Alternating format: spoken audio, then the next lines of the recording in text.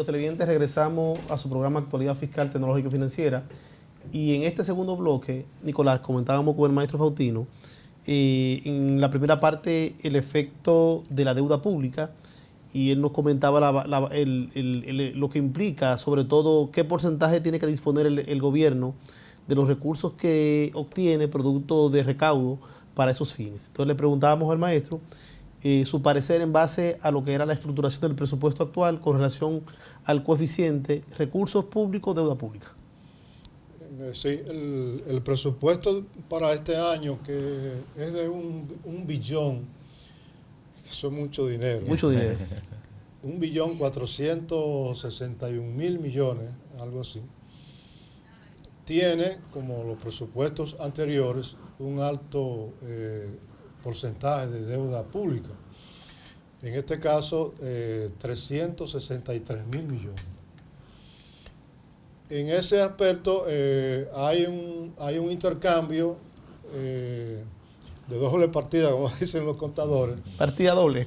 Partida doble, de que una parte de esa deuda, cuando vamos al balance neto, la nueva deuda va a ser menor, porque va a entrar una parte de deuda fresca y otra que se paga. Entonces, al final, el gobierno tiene ese 1.461.000.000 para su gasto. Para uso. Pero poco a poco la deuda va aumentando, porque es mayor lo que entra por deuda que lo que se paga por intereses y capital.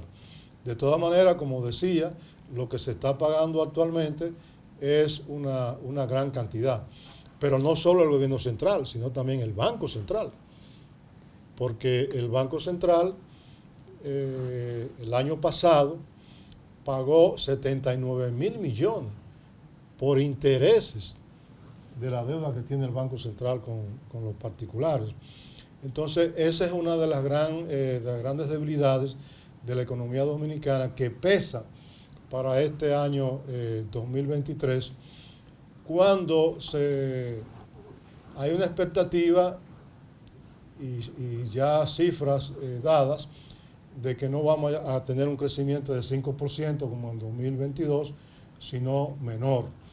Y como la economía dominicana es muy abierta y muy dependiente del exterior, los factores externos, tanto en Estados Unidos, Europa y Asia, en China, que ha sido un motor de la economía mundial, no son muy halagüeños. Eso significa que lo ideal sería que República Dominicana, aunque el Congreso le aprobó en el presupuesto actual esos 363.000 millones de endeudamiento, no lo utilice todo, sino que haya una política más austera, y que definitivamente el país está abocado, este gobierno no lo va a hacer por razones electorales, el país está abocado a una reforma tributaria profunda, porque aquí hay grandes distorsiones, como ustedes saben, que son expertos en eso, y un poco el programa está orientado también en esa parte.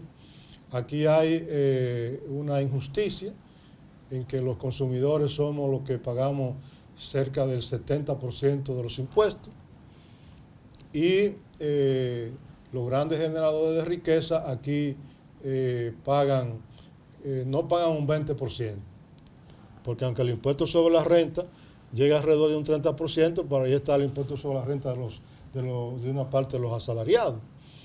Entonces, tampoco aquí se paga impuesto al patrimonio prácticamente, porque el impuesto a la vivienda suntuaria es mínimo y tiene una serie de facilidades. 1%, hay una escala de exención. De manera que ese es un tema que pesa para la economía dominicana, aunque el crecimiento que se espera para la economía dominicana es bueno, porque cualquier economía que crezca por encima de un 3% es un crecimiento bueno. Ahora, ¿cuál es el problema del crecimiento económico? Que es un crecimiento desigual no está distribuido en las provincias de la misma manera, se concentra básicamente en la región metropolitana, en la región de Los Amos y un poco en Santiago. Es un crecimiento desigual en términos de ingresos, y aquí entramos a la parte del salario. Nuestros economistas dicen que tenemos crecimiento económico, más no una redistribución equitativa de esa riqueza. Sí, sí, claro. Aquí hay una redistribución muy exigua, porque hay una concentración del ingreso porque el salario es muy bajo.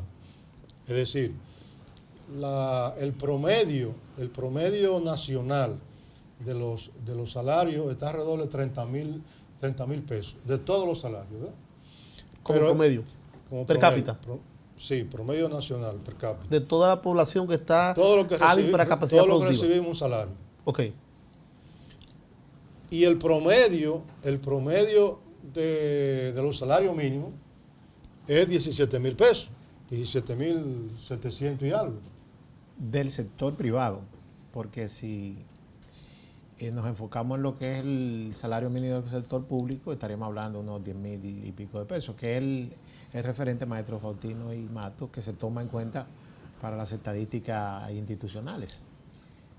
El salario mínimo del sector público. No, ha subido porque acuérdate que tanto el gobierno pasado como este han ido subiendo, básicamente por sectores, pero sectores importantes como maestros, médicos y demás, y es un poco más. Pero el asunto es que todo salario mínimo y todo salario en general debe ser comparado con la canasta básica.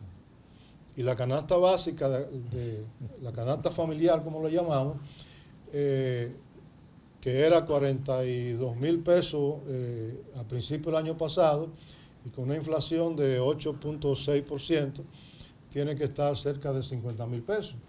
Quiere decir que en una casa, aunque trabajen 2 personas con el salario mínimo, no da para cubrir la canasta básica, alcanza para la canasta familiar. Y lo que reciben un salario por encima del salario mínimo, un salario promedio, también hemos estado sufriendo alteraciones de la canasta familiar sectorial, porque hay una serie de componentes de la canasta básica familiar que, como decíamos hace un rato, han aumentado más de precio que otros. Correcto. Pero la clase media tiene un nivel de consumo que es básicamente de componentes importados. Y entonces, a la inflación nacional, tú le sumas la inflación importada, y ese modelo o promedio de consumo de la clase media, basado en muchos productos importados, entonces la inflación es... Más la inflación interna. Es mayor. Claro, maestro Faustino, que en toda nuestra historia económica siempre hemos tenido la sombra de que nuestro salario mínimo no está al nivel de lo que es el costo de la canasta familiar, y hemos subsistido. Nosotros entendemos, y los resultados económicos así lo han demostrado, que República Dominicana ha tenido un crecimiento económico importante en los últimos 20 años. De hecho, para este año, como muy bien planteaba, los organismos internacionales dicen que la economía dominicana crecerá aproximadamente un 4.3, un 4.5, cuando el promedio de América Latina estaría por debajo del 2%. Si bien es cierto lo que usted planteaba respecto al alto costo de la deuda, tanto externa como interna, realmente la deuda de los países no es un indicador que pudiera medirse para generar preocupación respecto a los demás indicadores, porque hay países, por ejemplo, como Italia, como el mismo Estados Unidos, Japón, que tienen un porcentaje de deuda por encima inclusive de su propio Producto Interno Bruto, y eso no le ha afectado en su crecimiento. Entiendo yo que la economía de República Dominicana se ha manejado de manera eficiente. Ciertamente hay sus distorsiones, hay que retomar, como ustedes han estado planteando, el tema de lo que es el reajuste salarial, ya que pasó el periodo que la misma ley establece. Pero entiendo que nuestra economía va en buenos pasos a estos niveles, a pesar de la alta deuda. Pero eso a nivel macroeconómico, pero a nivel de la distribución, a nivel social, no va por buenos pasos, porque ¿crecer para qué? Esa es la pregunta. ¿Crecer para qué? ¿Y quiénes son los que aportan la mayor parte de ese crecimiento? Son los trabajadores, no son los patronos, no son los empresarios, son los trabajadores, son los campesinos. Pero ese crecimiento no ha permitido, como ha estado siempre por encima del 5%, que es el crecimiento que ustedes los economistas llaman el óptimo. Crecimiento óptimo, el crecimiento sano que permite la generación de empleo. En los últimos 5 años nosotros hemos tenido un promedio de 130.000, 140.000 de empleos nuevos año tras año. O sea que ciertamente se necesitan hacer el ajuste. Debe ser para las autoridades una preocupación el tema de la deuda, pero hemos vivido con esa deuda todo el tiempo. El único que ha podido pagar la deuda ha sido Trujillo. Y con respecto al tema que mencionaba de la reforma fiscal, entiendo que no es algo que está en la agenda de las autoridades. Primero, porque estamos en un año preelectoral. En segundo lugar, se han hecho algunos ajustes que han permitido al gobierno, diríamos, obtener recursos fuera de la reforma. Sobre todo las medidas administrativas. Exactamente. Y también las autoridades de la administración tributaria han estado atentos a una reforma de lo que sería el título 1 de la ley, que por ahí también pudiera, diríamos, recaudarse una parte importante. El gobierno tiene muchos recursos hoy, pero vamos a decir que son de manera bastarda. De manera bastarda. Es decir, ha habido una ineficiencia de la ejecución presupuestaria en el capítulo de inversión pública. Primero, el porcentaje desde Leonel Fernández, desde el 96, el porcentaje del presupuesto dedicado a la inversión pública se ha ido reduciendo. ¿Verdad?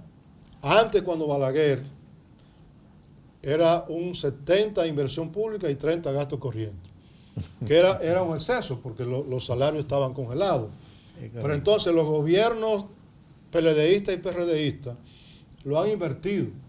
No solo que lo han invertido, porque la inversión de capital, la inversión pública, no llega a un 30% hoy día.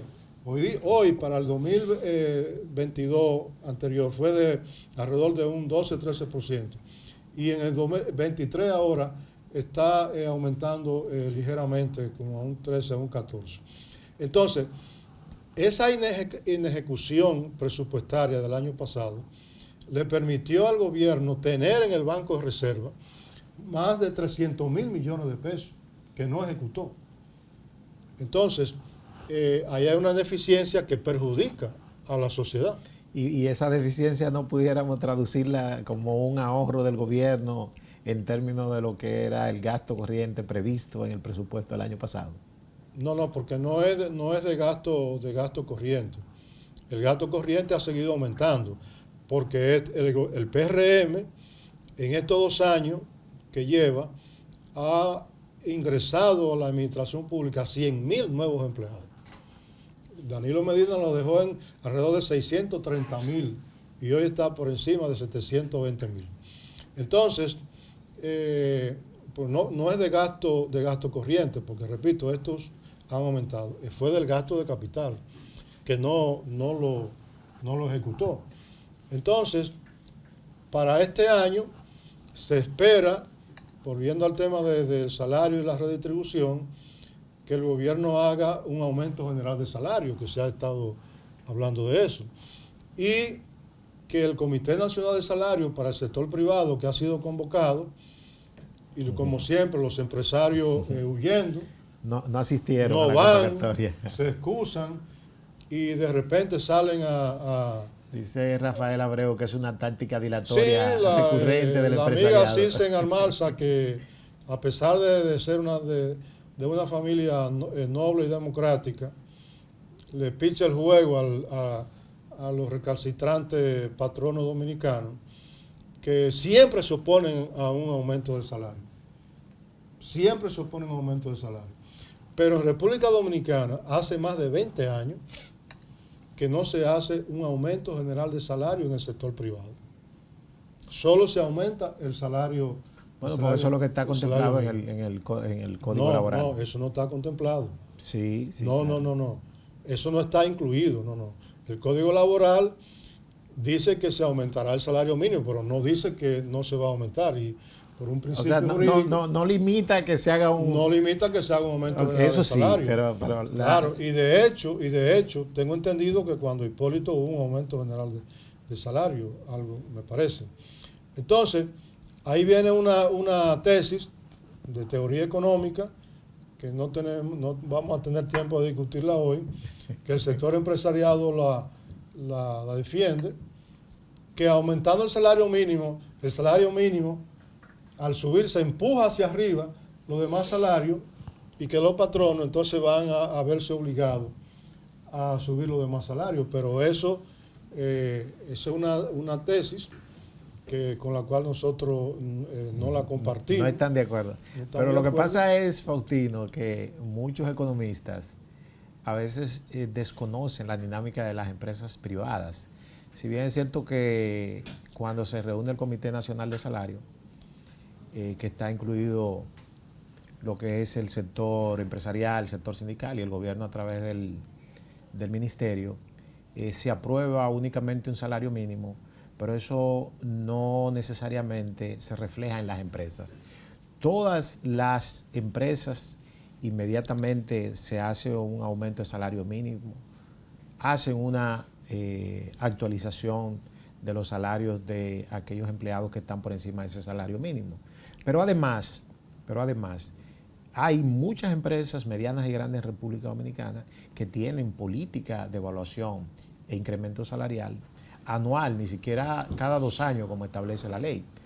O sea que en lo que es el sector privado, esa, diríamos, preocupación respecto al salario, el aumento del salario, eso se corrige con esa política salarial que tienen las empresas. Quizás solamente en la parte del sector público, donde no se estila que el gobierno haga aumentos salariales por asunto de evaluaciones anuales, pues entonces quizás ahí sí el salario permanece estático.